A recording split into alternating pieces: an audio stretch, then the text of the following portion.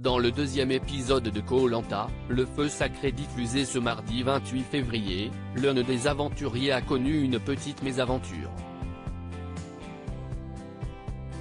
Quentin a en effet ressenti une brûlure au niveau de la gorge après avoir ingéré du pandanus.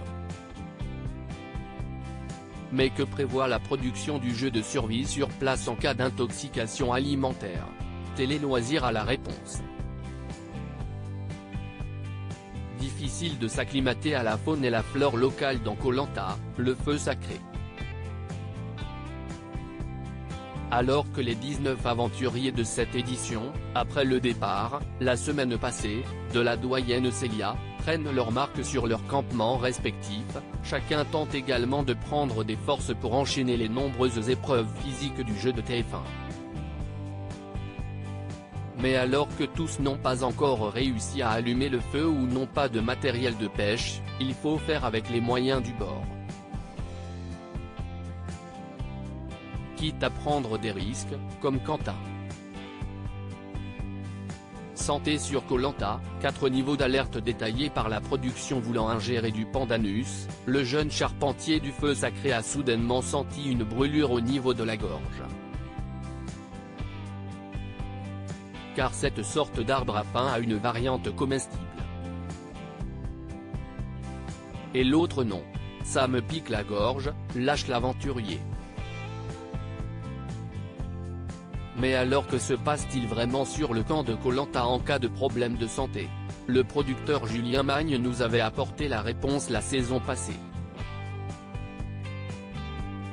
Avant le début du jeu, le médecin détaille aux aventuriers le modus operandi qui compte 4 niveaux.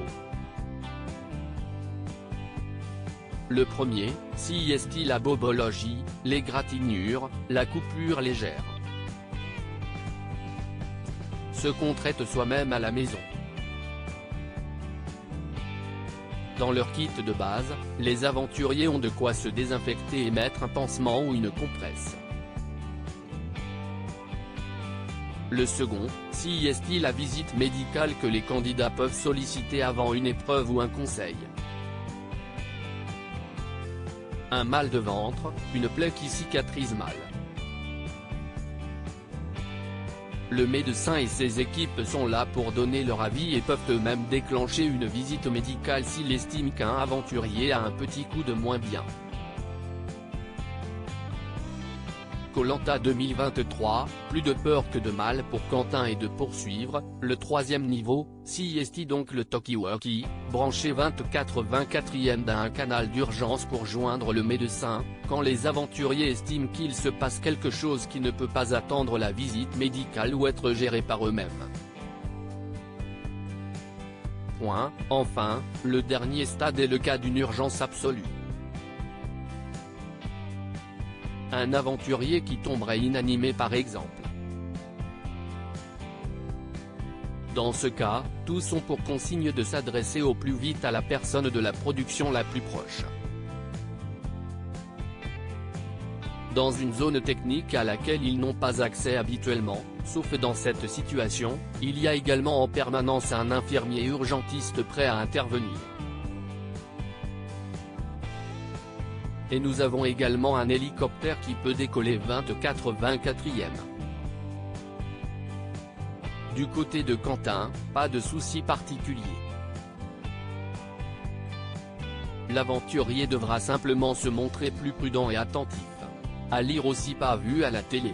Célia, Koh-Lanta, le feu sacré, on ne le voit pas, mais j'ai démonté l'île.